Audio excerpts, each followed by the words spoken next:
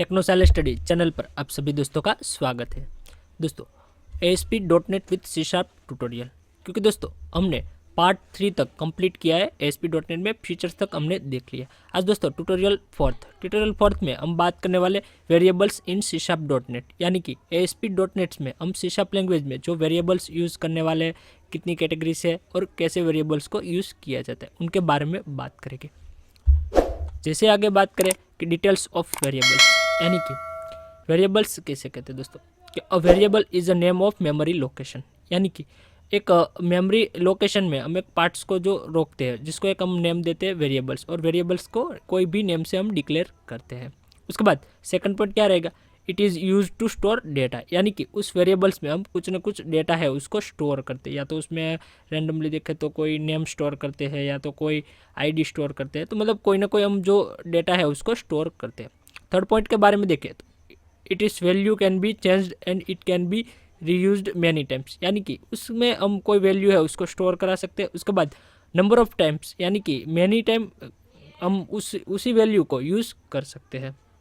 Fourth point के बारे में देखें तो it is a way to represent memory location throughout symbols so that it can be easily identified, यानी कि हम इजीली जो कोई भी सिम्बॉल्स है मेमोरी लोकेशन पे है तो उसको इजीली आइडेंटिफाइड कर सकते हैं। वेरिएबल्स को हम कोई ना कोई नेम दे सकते हैं एंड उस नेम में कोई जो वैल्यू है उसको स्टोर करा सकते हैं, एंड उसको हम कोई मेमोरी एलोकेशन में कोई स्पेस पे हम उसको अलोकेट कर सकते हैं, तो उसे हम सिंपली भाषा में वेरिएबल्स कहते हैं।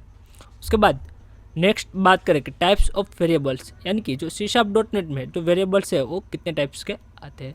तो उनमें यहाँ पे फर्स्ट ऑफ ऑल है वो है डेसिमल टाइप्स, जिसमें हम डेसिमल वैल्यू से उनको स्टोर करते हैं। डेसिमल वैल्यू यानी कि जो पॉइंटेड वैल्यू है उनको हम उसमें स्टोर करते हैं। उसके बाद सेकंड कैटेगरी से वो है बुलियन टाइप्स। बुलियन टाइप्स में दोस्तों ट्रू और फॉल्स की वैल्यूज आती है। असाइन वैल्यू है जो ट्रू और फॉल्स में वो सारी है वो बुलियन टाइप्स में आती है। उसके बाद थर्ड कैटेगरीज के बारे में बात करें तो है इंटीजर टाइप, यानी कि इंटीजर टाइप में इंटीजर वैल्यू, उसके बाद जो कैरेक्टर्स वैल्यू है, बाइट्स है, शॉर्ट है, लॉन्ग डेटा टाइप है, तो वो सारी है वो इंटीजर टाइप्स की जो डेटा टाइप्स है। उसके बाद नेक्स्ट बात करें तो है फ्लोटिंग पॉइंट टाइप, जिसमें दोस्तों हम फ्लोट वैल्यू एंड जो डबल की वैल्यू है उनको स्टोर करते हैं। उसके बाद लास्ट में है नुलेबल टाइप्स, जिसमें हम दोस्तों नुलेबल टाइप्स का जो डेटा है उसको उस वेरिएबल्स में स्टोर करते हैं।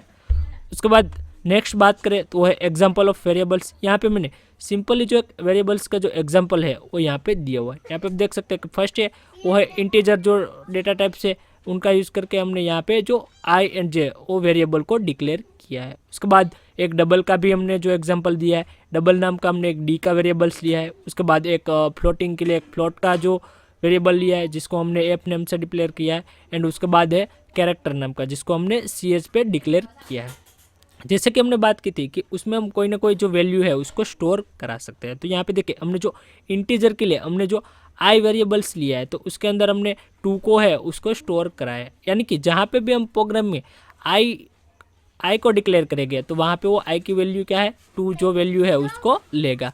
उसके बाद फ्लोटिंग की जैसे बात की तो फ्लोटिंग के लिए F की वैल्यू हमने यहाँ पे आप देख सकते हैं कि 14.2 रखी हुई है, 40.2। उसके बाद कैरेक्टर के बारे में दोस्तों बात करते हैं। यहाँ पे कैरेक्टर डेटा टाइप में हमने जो CH वेरिएबल्स लिया है तो CH वेरिएबल में हमने B को स्टोर करा है। तो वहाँ पे आप कोई भी मान लो नेम प्रिंट करा सकते हैं, कोई भी अल्फ़ाबेट है उनको आप स्टोर करा सकते हैं। तो ऐसे आपको सिंपल ही है, वेरिएबल को जब भी स्टोर कराना है तो उसको सबसे पहले उनकी सिंटेक्स क्या है कि डेटा टाइप, उसके बाद जो भी वेरिएबल्स का नेम है उसमें। इंटीजर में इंटीजरल वैल्यू स्टोर होती है, डबल्स में जो पॉइंटेड वैल्यू है वो स्टोर होती है, फ्लोटिंग में फ्लोटिंग वैल्यू, एंड कैरेक्टर में जो स्ट्रिंग वैल्यू है उसको हम स्टोर करते हैं। एग्जांपल में दोस्तों जैसे हम आगे प्रैक्टिकली देखेंगे तो उसमें हम इनका यूज़ करने वाले हैं, तो आप आसानी से आप समझ सकते हैं। उसके बाद यहाँ पे रूल्स फॉर डिफाइनिंग वेरिएबल्स, यानी कि कुछ जो वेरिएबल्स को जो डिफाइन करने के लिए कुछ जो C# में रूल्स है उनको फॉलो करना आवश्यक है। तो यहाँ पे मैंने जो मेन जो 3 पॉइंट है तो उसको यहाँ पे रिप्रेजेंट किया है।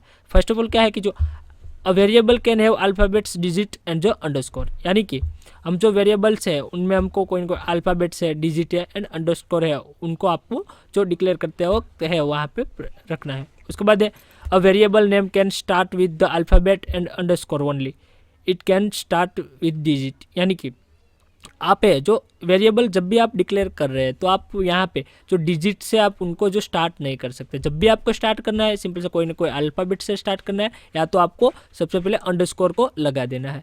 उसके बाद नेक्स्ट पॉइंट है no white space in allowed within a variable name. जब भी आप वेरिएबल्स का नेम देते हैं तो उनमें आपको जो इम्पोर्टेंट जो स्पेस है वो आप रख नहीं सकते। तो ये जो तीनों ही पॉइंट थे, जो लिमिटेशंस थी, उनको आपको फॉलो करना है। जब भी आप वेरिएबल को डिक्लेयर करेंगे, कोई ना कोई प्रोग्रामिंग करेंगे, तो हमको अवश्य ही जो वेरिएबल्स का यूज़ है वो हम करते हैं।